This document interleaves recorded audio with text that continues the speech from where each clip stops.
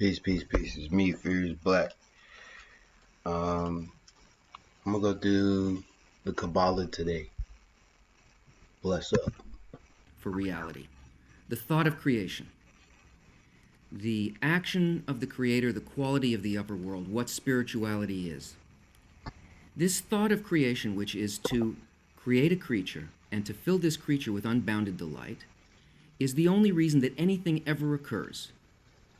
And everything that appears in our life is as a result of this. It's either it comes from it and it's on its way to the fulfillment of it, whether we can perceive that quality or not. And this is the problem that we have. Because we think, in the deepest question that we have about our life, and our inability to feel where we are and where we're going comes from the fact that we must ask, if the Creator is completely good and only does good, then why is it that we see evil? Why are there bad events? I think people have to understand this.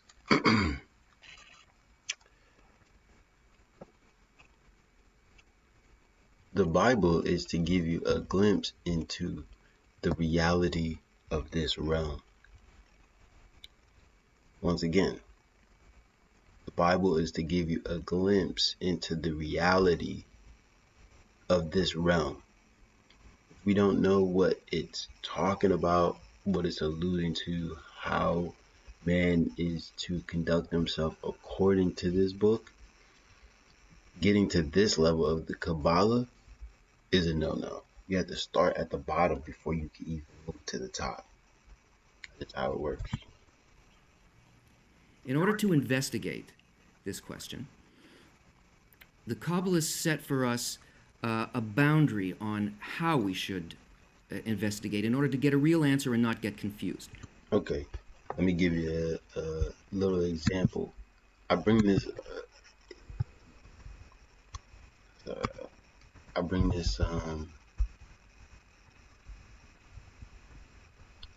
this scripture up all the time because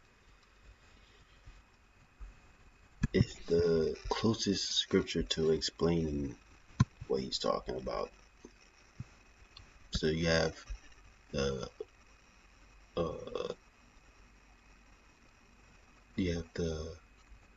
walk in the flesh, and then you have the spirit, then you have the flesh, and they both go against each other. If you remember last time, I told you that the light is the chakras, and the heavens are above your head, and you obtaining that power to observe those realms, which he was talking about.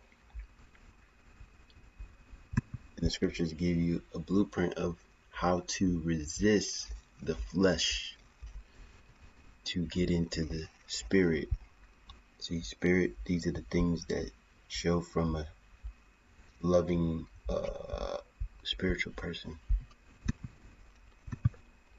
Baal Salam tells us that there's a rule in Kabbalah, and that is what cannot be attained cannot be named. What does that mean? The goal that we want to reach is a direct sensation of the Creator, not an idea, not some kind of an intellectualization, because there's no real answer in an intellectualization. You can't feel confident about an idea. You must be able to feel it within you in the same way that you feel where your feet stand, or as you look at something that's before you. It must be tangible. Only there is a real change in perception, not in ideas or abstractions. Man cannot really understand the events in his life because man rejects half of all reality, half of everything that occurs that is considered by him to be bad. Man. So let me give you an example. Somebody's telling you the truth, and you're telling them, or telling you about something you didn't hear about, and you say, "Oh, you believe in conspiracy theories?" Rejecting things without ever looking into them is a problem that the American people have. It's been indoctrinated into us, so that's what happens. rejects. And that's because of an inner programming that we have, which is the will to receive.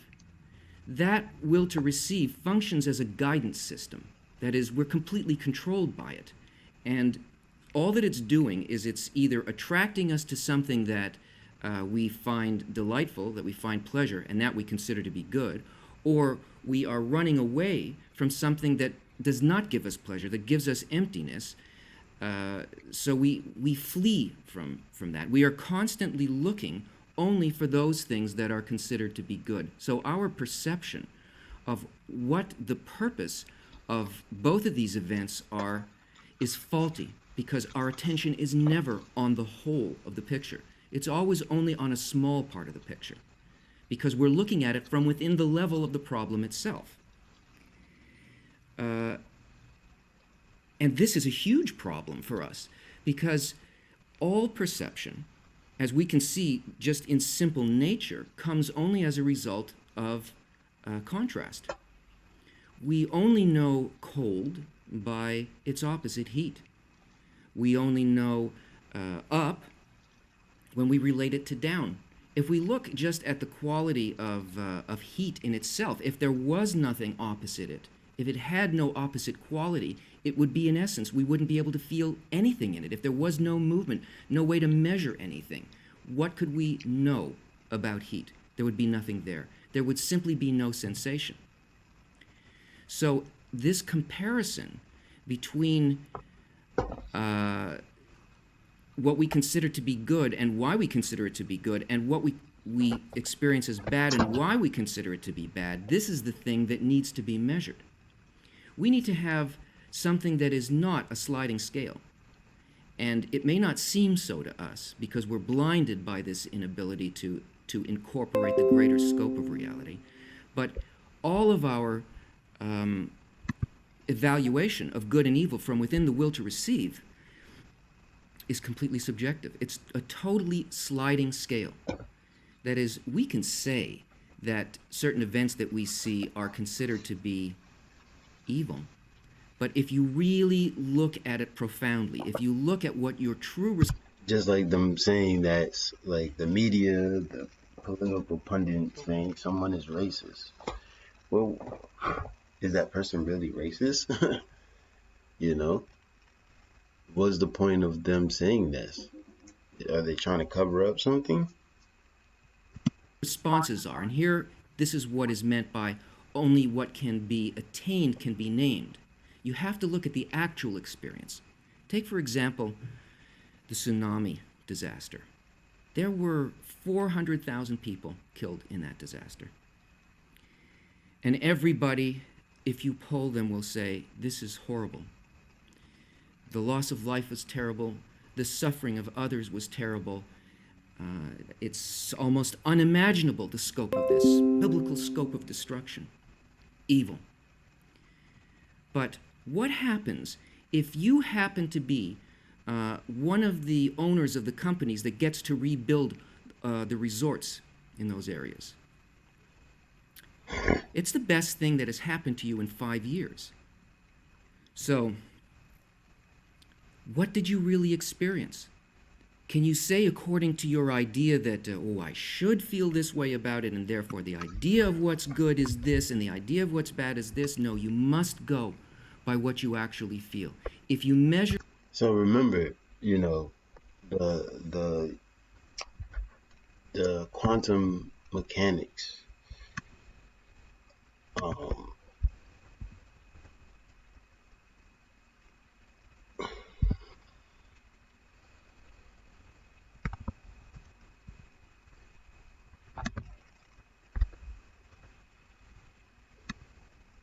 and the ability to not let these things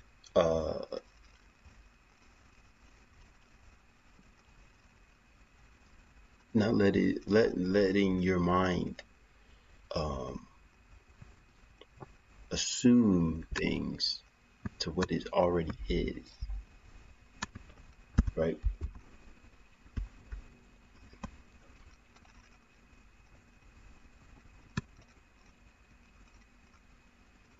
Remember the waves into the two holes. You have the waves outside, the waves within the brain, where the information is being bounced off of many different parts of the brain because you're not assuming what these things are. He kind of told you to assume things. I'm going to say don't do that. Measure something else, you're measuring something imaginary. Now, sometimes we can see this fact that something that we would first take as a bad experience, we can understand as a good experience when we look at the levels of life below us. If we look at something like a forest fire and we see a tremendous amount of damage done, we can look at that situation and we can say, well, it was bad for the trees, but in the larger scope of things, what's going to happen is there was a purpose to this. There's going to be a thicker growth. We're going to have, maybe there'll be a more diverse forest, a thicker forest, and the things that were preventing its. Okay, receiving information and then trying to figure out what that information is trying to convey is a good thing. It goes back to the quantum wave, right? You don't know what it is and you want to try to figure out what it is. So you use things in life to give you examples or try to explain it for you. Successful growth are now changed. And the only reason that we can see a disaster as a good thing is because we look at it as a process. We see the larger arc of development on the levels of life below us. Below us, there are levels of still or inanimate. There's the vegetative level, there is the animal level, and there is the human level that we live on. Unfortunately, this level is just a complex animal. And in order to be able to see, there's a level where man is just a complex animal. The lust of the flesh, right here. Now the works of the flesh manifest adultery, fornication, uncleanness, lasciviousness. Is that not what animals do? You have the next level of stuff. But this is what animals do.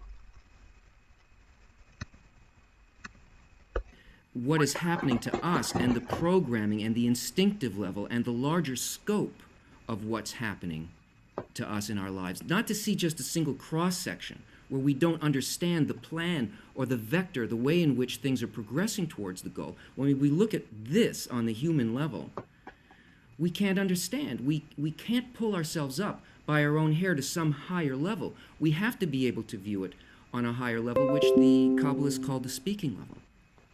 Speaking level of man is where he begins to be part of the upper system and view the whole system of guidance provided by the Creator. That one force that moves us through two prongs of through the will to receive, that moves us, attracts us towards something good and repels us from something bad.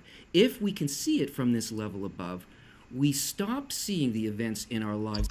So he's saying when you get to a certain level of information, knowledge, awareness, you can see particular things that were originally hidden from you, right?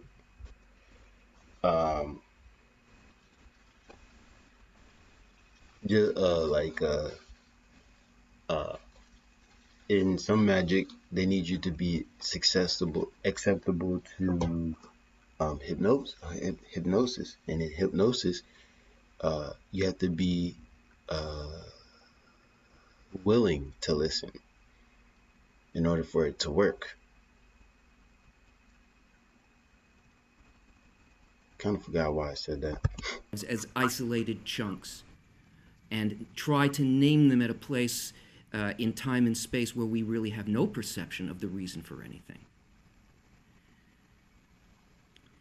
So what do we do to be able to get ourselves into this higher state? How do we see from this higher point of view? Well, we can't do it ourselves. We can only do it with the aid of what is already there. We have to be able to sense what's there, and then we can become like it. Now, remember that. So, in order to be like God, you have to act like God. You have to align yourself with God. This is one of the things that Christ kept talking about. I'm just like the Father. I'm doing what the Father told me to do. I'm acting how the Father wants me to act, right? These are keys into the doors of wisdom. That the force of evolution is just the development of desires. And this system of upper light has arranged that we would be moved along through these desires until we came to desire precisely the right thing.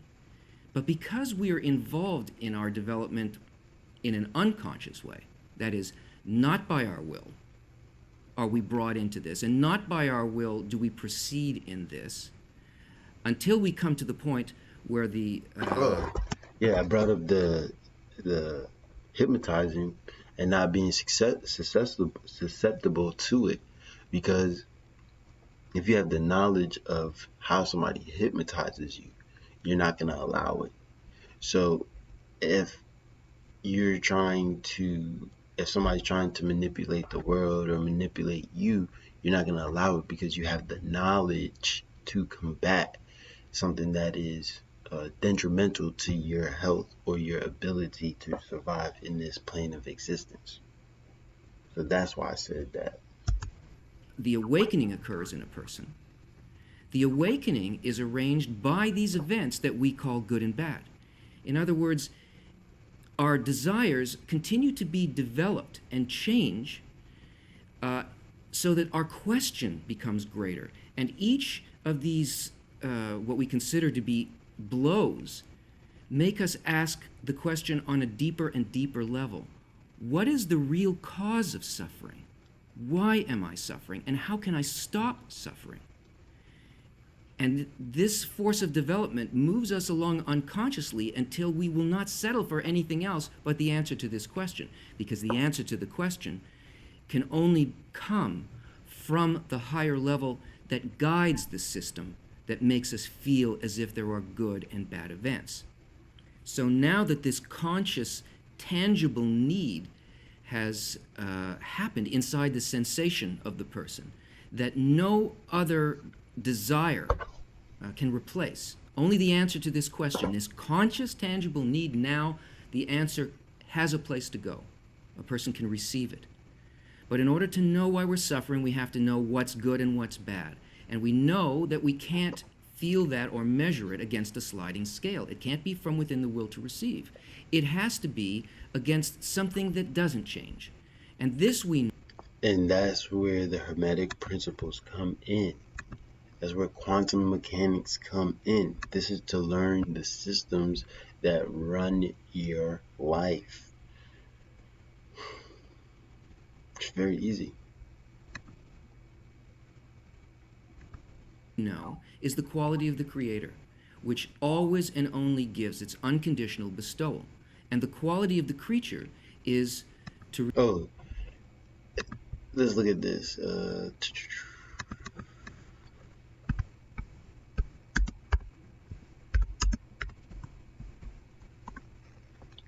Man, man got into a situation where, you know, he's trying to figure out, we're trying to figure out what the hell is going on. You know, Hebrews.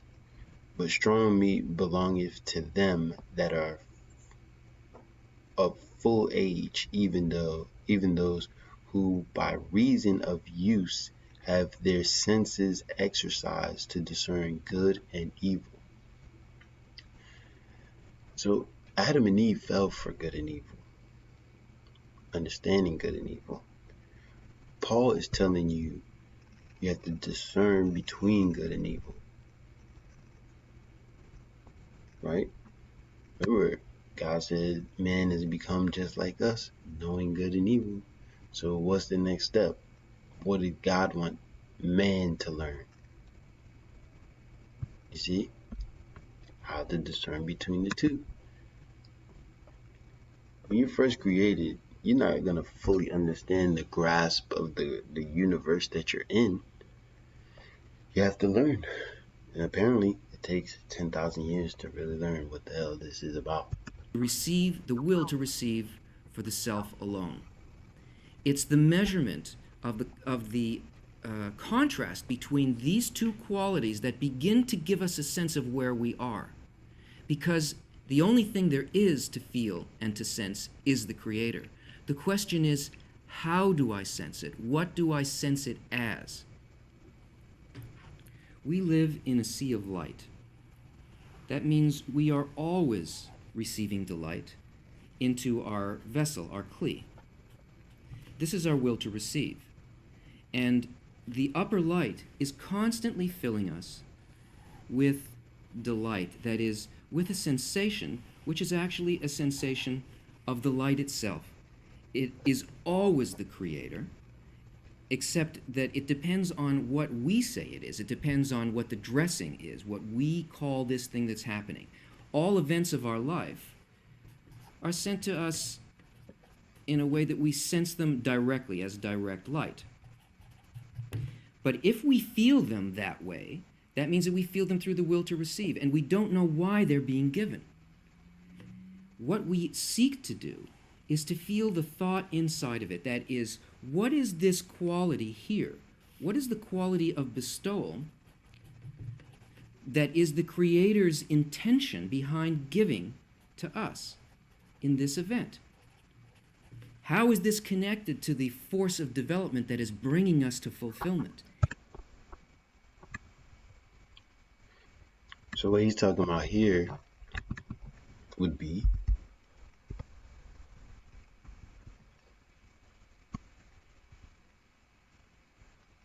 charity.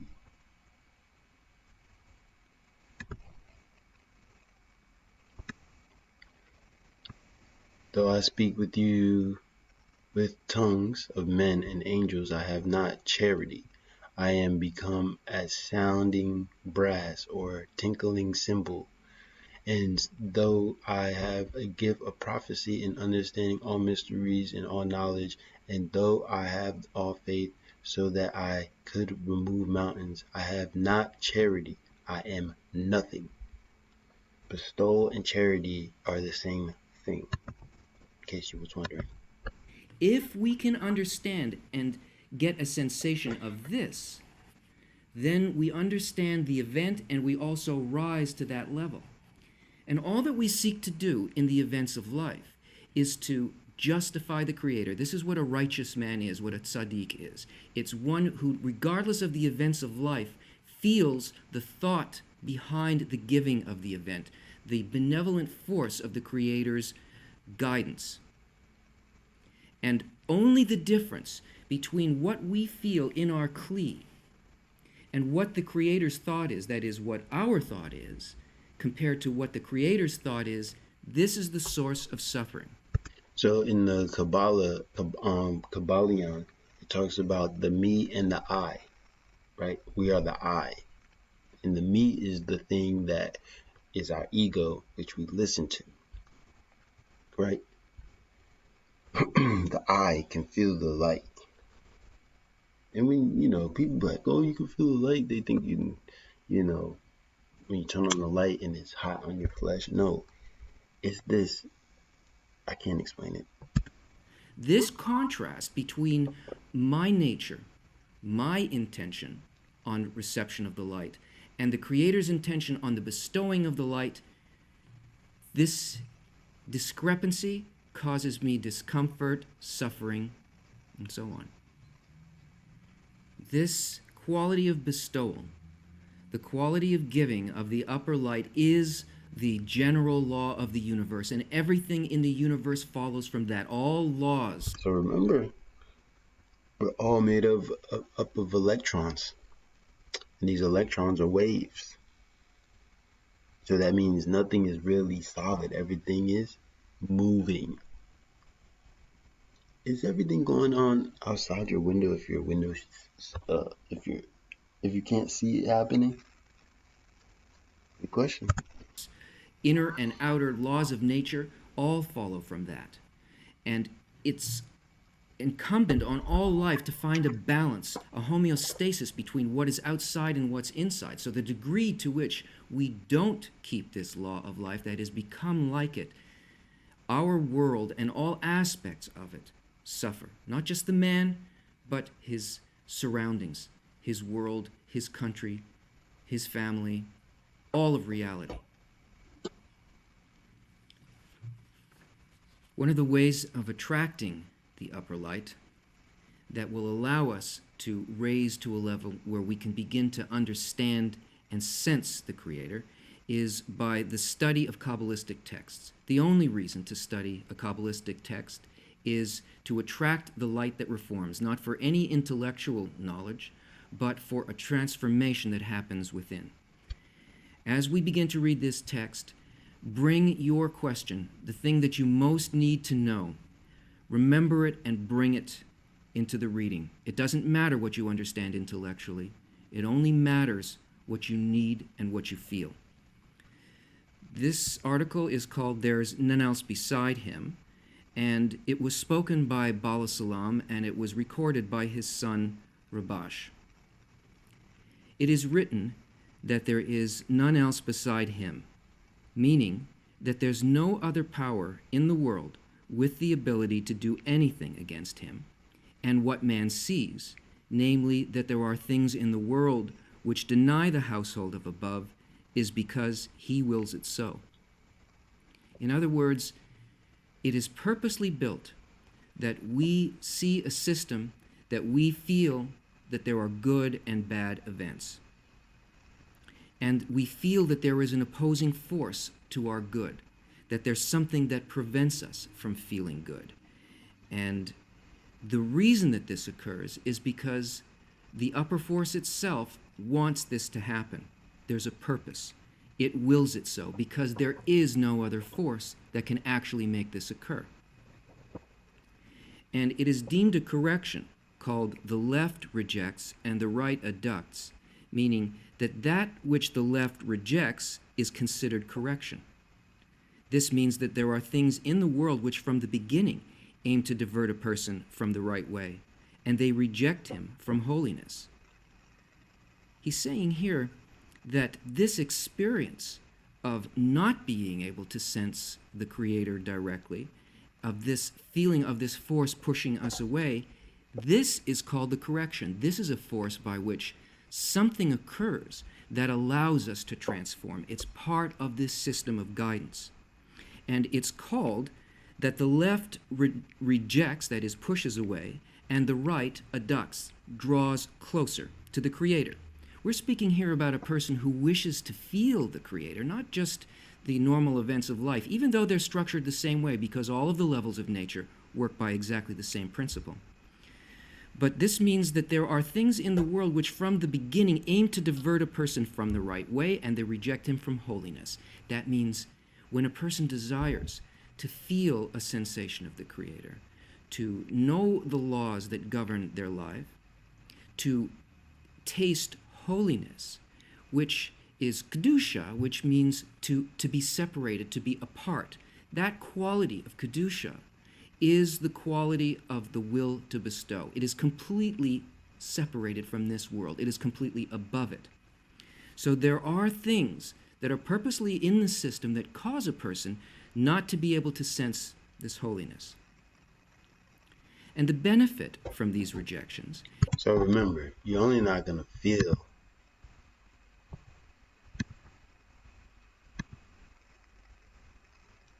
the information if you're vibrating at this level of the flesh.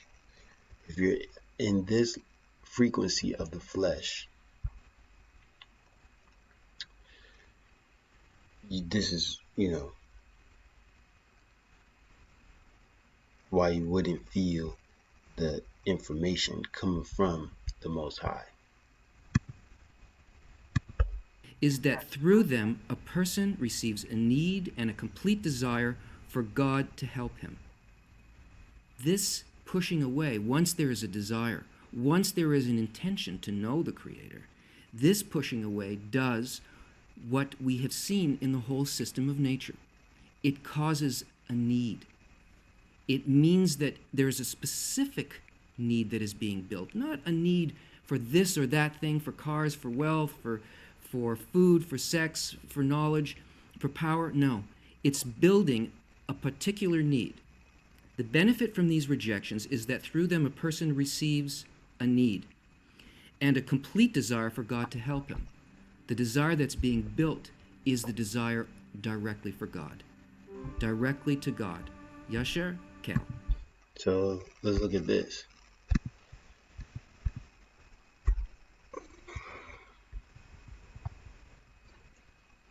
Let me see if it comes up on this one.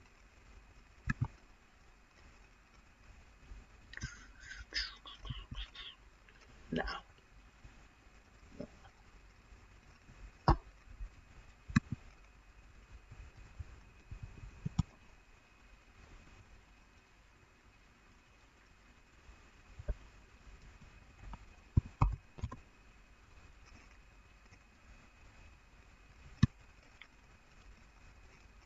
Okay. So here we go. This is the light spectrum within the body. Remember the chakras?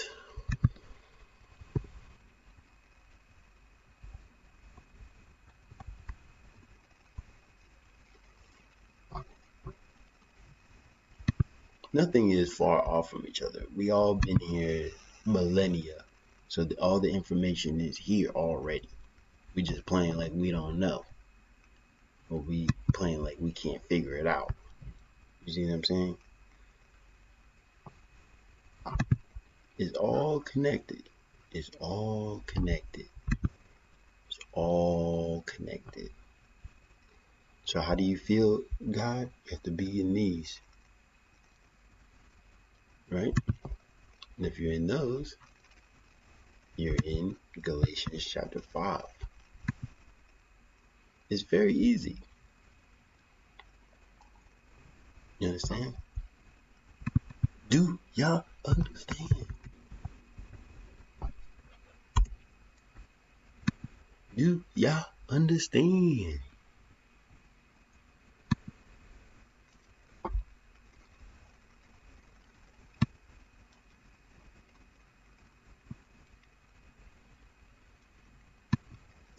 This thing. Talk about, trying to do something quickly. Probably should put Galatians 5. But yeah, you see? Nothing is new under the sun. So you got this, you got this, you got this. It's all about studying and figuring out what these things actually mean and where they came from. The desire directly for what is above.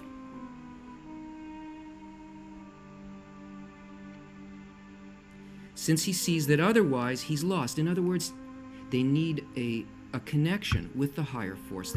So I'm giving you the connection to the higher force, how to get there. You have to be in these. If you're always in these, fear, grief, empathy, guilt, shame, pride, anger, you ain't gonna get to the higher levels and feel the light that is needed to be felt. And these are the structural information within the human body in order to move to this point so you can feel what he's talking about. That guides everything. Not only does he not progress in his work, but he sees that he regresses. That is, the more one needs this, the more the light exposes the difference between his inner condition and the state of the light. This is called the revelation of evil. What do we need this for? We need this because this is our means of measurement. It's by the contrast that we know something. We measure the scope of love, the completeness of the thought of creation, against the barrier in which we begin to sense our own nature. So not only is the nature of the Creator and the upper world revealed to us through this process of contrast, our own nature is revealed. And the greater the desire to receive grows, specifically with this desire to receive contact with the Creator, the greater the amount of the sensation of the Creator can fill it. So look how big the hole is at the top versus the bottom. The more you love, the more you're at peace, the more you're enlightened. Enlightened is just knowledge of self or knowledge of the world or whatever, knowledge or whatever. This is how much light you can receive now.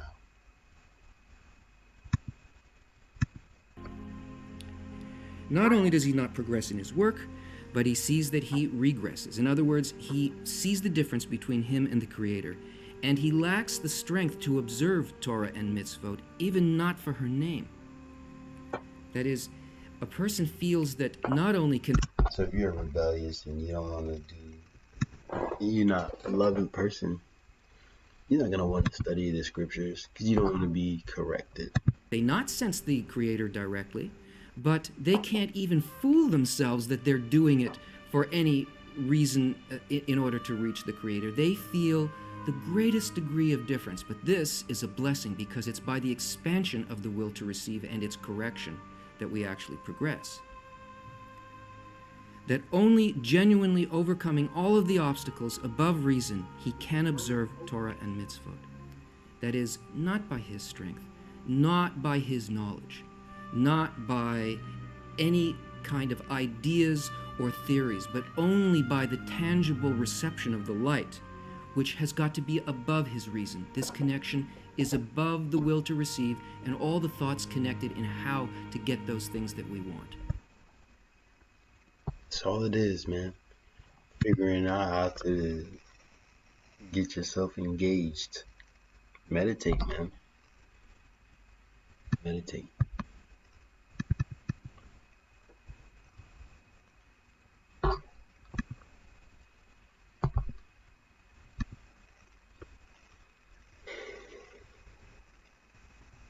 The book of the law shall not depart out of thy mouth, but thou shalt meditate therein day and night, that thou mayest observe to do according to all that is written therein. For then thou shalt make thy way prosperous, and then thou shalt have good success.